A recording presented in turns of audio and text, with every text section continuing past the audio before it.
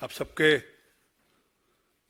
परिचित शुभेंदु अधिकारी जी हैं, हमारे लीडर ऑफ द ऑपोजिशन है वेस्ट बंगाल में और ज़मीन पर लड़ाई लड़ने वाले नेताओं में से एक हैं।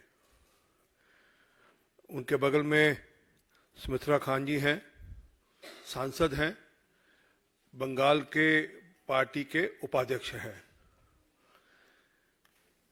मेरी बगल में, मैं तो इनको वाइट टैगर्स कहता हूं,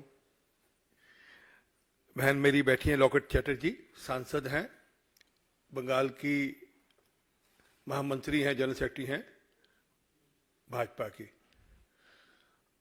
आज शुभेंदु जी आपके सामने बंगाल के अंदर ममता बनर्जी का किस प्रकार का मिसरूल चल रहा है, उस पर आपके समक्ष कुछ बिंदु रखेंगे शुभेंदु अधिकारी जी।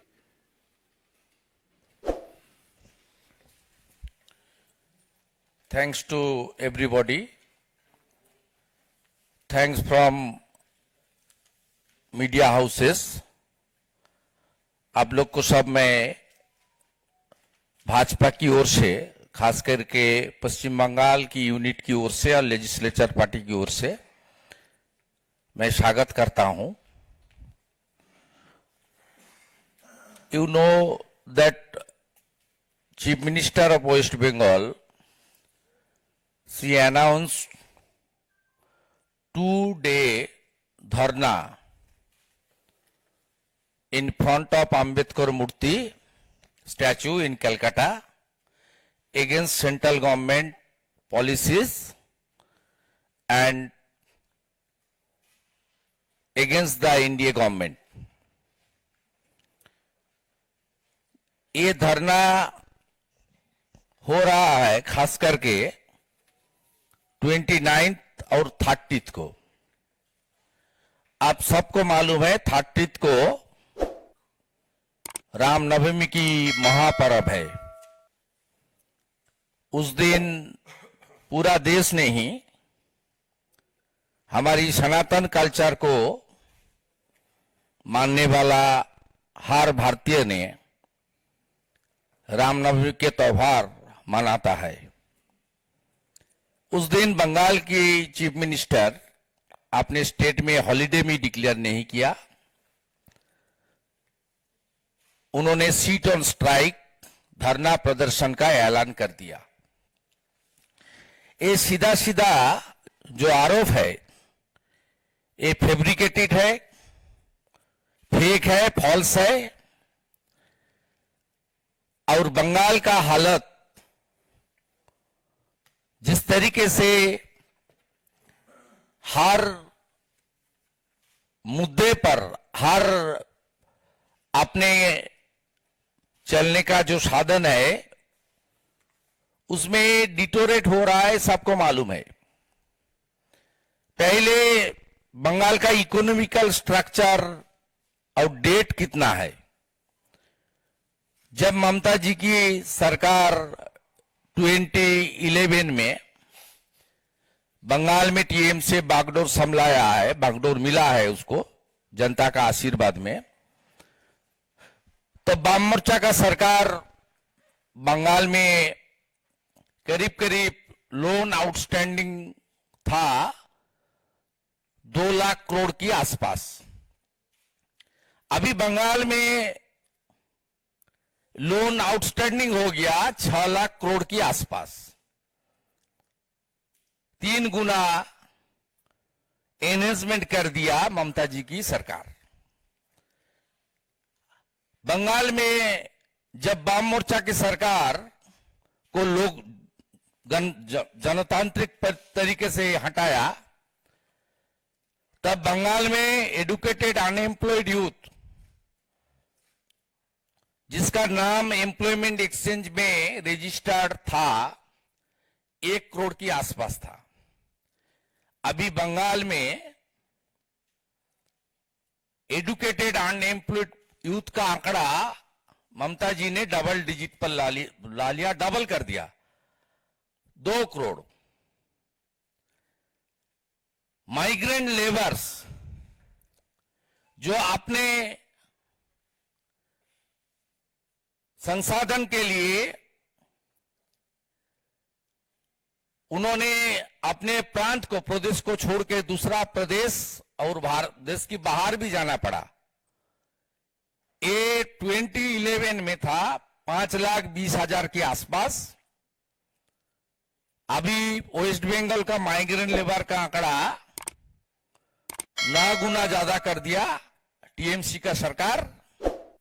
45 लाख माइग्रेंट लेबर। कुछ दिन पहले मिजोरम में एक हादसा हुआ था, इंसिडेंट हुआ था, उसमें 10 माइग्रेंट लेबर का जान गया। उसमें 5 था बिहार का, 5 था पश्चिम बंगाल का। मिजोरम का बात इसलिए मैं बताया, मिजोरम बहुत बहुत अच्छा स्टेट है, पीसफुल स्टेट बन गया मोदी जी का आशीर्वाद से। लेकिन वहां का जो डेमोग्राफी है, जो जियोग्राफिकल एटमॉस्फेयर है, वहां जाकर भी अपने रोटी रोजी के लिए बंगाल का लोग को काम करना मजबूरी से करना पड़ता है। इसलिए मिजोरम का नाम मैं जिक्र किया। बंगाल में सेंट्रल गवर्नमेंट ने जीएसटी चालू होने का बाद कुछ दिन पहले हमारी respected and honourable finance minister madam Nirmala Sitharaman ji organized a press conference where she said the 90% demand of the state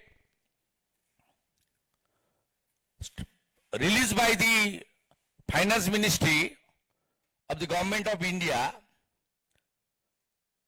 पश्चिम बंगाल के लिए उन्होंने बताया 100% जीएसटी सब प्रदेश को मिल गया। क्यों मिला? जो ऑडिट रिपोर्ट है लास्ट फाइनेंशियल ईयर का, सब प्रदेश में 17 साल से लेकर 31 मार्च तक ऑडिट रिपोर्ट सब स्टेट ने भेज दिया मिनिस्ट्री को, वित्त मंत्री को। दोनों स्टेट का ऑडिट रिपोर्ट पहले से नहीं मिला। एक Kerala, left front rule, second West Bengal. GST का 100% नहीं मिला, लेकिन सेंट्रल गवर्नमेंट ने भेदभाव नहीं किया। उन्होंने डिमांड का ऊपर 90% रुपीज छोड़ दिया अब तक, और बाकी 10% ऑडिट रिपोर्ट के लिए वो इंतजार में है।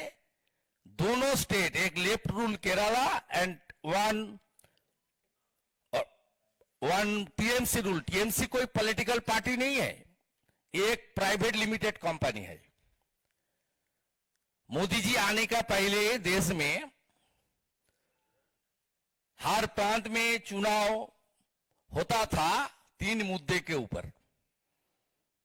एक परिवारवाद, दूसरा जात पात और तीसरा तुष्टीकरण। अभी सब स्टेट में खत्म हो गया। दोनों प्रांत में परिवारवाद, तुष्टीकरण और करप्शन के ऊपर दोनों स्टेट चल रहा है। एक पश्चिम बंगाल, सेकेंड तेलंगाना। इसलिए बंगाल की हर बिंदु पर 100 दिन मनरेगा का काम, आप आंकड़ा लिख लीजिए।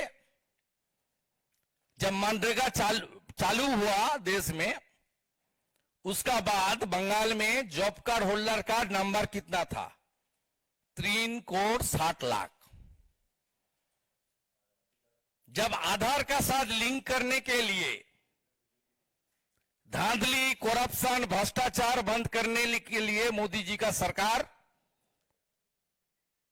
अपने गवर्नमेंट की ओर से सर्कुलर जारी किया, जो 31 दिसंबर 2020 के अंदर सबको जॉब कार्ड के साथ आधार को लिंक कर देना चाहिए।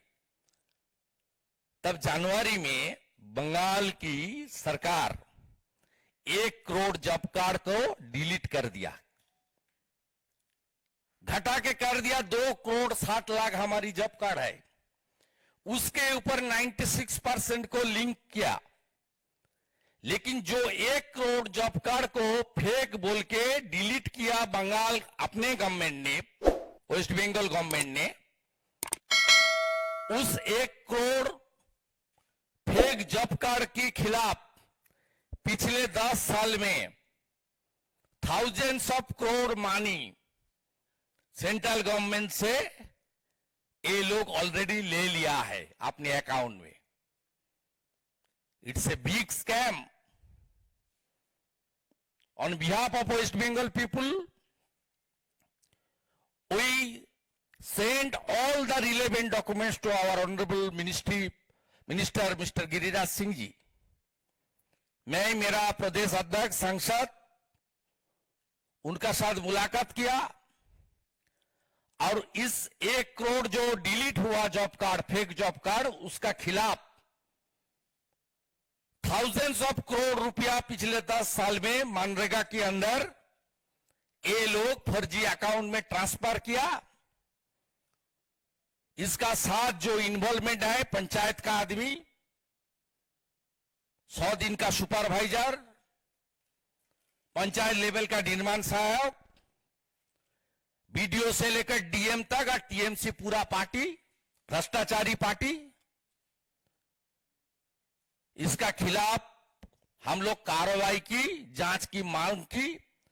नेता प्रतिपक्ष के नाते कलकत्ता हाईकोर्ट में मैं पब्लिक इंटरेस्ट लिटिगेशन भी किया। Case is under consideration of the bench, hearing हो रहा है। इसमें मेरा सीबीआई का मांग किया है। मनरेगा एक कॉन्स्टिट्यूशनल प्रोजेक्ट है, इसका 100% रुपया सेंट्रल गवर्नमेंट देता है, टैक्स पेयर का मनी। ये धांधली के खिलाफ सही जांच होना चाहिए और भ्रष्टाचारी को कानून के अंदर उसको कार्रवाई होना चाहिए, ये हम लोग का मांग है। दूसरा, बंगाल में प्रधानमंत्री आवास योजना का नाम बांग्ला आवास योजना, पीएमजीएसवाई प्रधानमंत्री ग्राम सड़क योजना का नाम बांग्ला ग्रामीण सड़क योजना। हमारी यशस्वी प्राइम मिनिस्टर मोदी जी का ड्रीम प्रोजेक्ट हर घर नल से जल, जल जीवन मिशन, उसका नाम बंगाल की बुआ भतीजा की सरकार चेंज करके जल सपनों बना दिया। बंगाल में 72 लाख लैट्रिन बनाया मोदी जी का सरकार। वो लैट्रिन, उसका नाम स्वच्छ भारत मिशन का नाम बदल के मिशन निर्मल बंगला बना दिया स्टिकर गवर्नमेंट ने। ये बंगाल गवर्नमेंट भ्रष्टाचारी गवर्नमेंट है। रोज मिनिस्टर लोग जेल में जा रहा है। 60,000 के करीब करीब रिक्रूटमेंट का बिग स्कैम सामने आया है। जुडिशियरी का इंटरफेरेंस हुआ है। जुडिशियरी का इंटरफेरेंस के बाद बंगाल में एजेंसी जांच में काम कर रहा है। पूरा एजुकेशन डिपार्टमेंट अंदर में है। हमारी जो हमारी देश का रिसोर्सेस है, जिनको प्रकृति मां ने दिया है, कोल से लेकर आयरन ओर से लेकर सैंड से लेकर सब बंगाल में खत्म कर दिया बुआ भतीजा का सरकार और अपने रैकेट ने। ये भ्रष्टाचारी सरकार बंगाल में इंडस्ट्री पॉलिसी फेल किया। No big industry last 12 year, not a single airport, not a single airport after Calcutta and Bagdogra, not a single airport TMC का 12 साल का रिजीम में नहीं हुआ। not a single seaport, जमीन नहीं मिल रहा है, नार्दमंगल में एम्स नहीं हो रहा है, रेल प्रोजेक्ट ठप हुआ है। रेल प्रोजेक्ट के लिए जो जमीन, वो जमीन सरकार को देना पड़ता है, बंगाल सरकार नहीं कर रहा है। मेरा पास ज्योतिरादित्य सिंधिया जी का लेटर का कॉपी है। कलकत्ता का बगल में एक एडिशनल एयरपोर्ट के लिए उन्होंने जमीन का डिमांड किया था, स्टेट गवर्नमेंट ने इनकार कर दिया। बंगाल में अभी जो चल रहा है 500 रुपीज का टोल और सस्ते लिकर 28 रुपीज में पाउच में कंट्री स्पीड मिलता है। और डियर लॉटरी, मार्टिन लॉटरी, हर प्रांत में बंगाल का हालत जंगल राज से भी खराब है। इसलिए ममता जी का गवर्नमेंट सीधा सीधा राजनीति करने के लिए रामनवमी का दिन, देश का त्योहार का दिन, रमजान का महीने में इस तरीके से आंदोलन करके एजेंसी को डराने का काम, जुडिशियरी को प्रेशर देने का काम और करप्शन का, भ्रष्टाचार के खिलाफ इतना अच्छा मुद्दा है, उससे जनता का ध्यान दूसरा तरफ ले जाने के लिए ये अनडेमोक्रेटिक ये धरना प्रदर्शन का आयोजन किया है। भाजपा ने इसका जोरदार विरोध करेगा। बंगाल में पिछले 15 दिन में 4 फार्मर्स ने सुसाइड किया, पोटैटो फार्मर्स ने। कल हमारी बंगाल प्रदेश की किसान मोर्चा ने कलकत्ता में फार्मर्स को लेकर किसान रैली का ऑर्गेनाइज किया है। 29 को बंगाल की भ्रष्टाचारी सरकार के खिलाफ हम लोग का धरना प्रदर्शन है नेताजी सुभाष चंद्र बोस का स्टैचू के सामने। 30 को हम लोग सब रामनवमी का महापर्व अच्छे तरीके से बंगाल में सोशल ऑर्गेनाइजेशन ऑर्गेनाइज करेगा।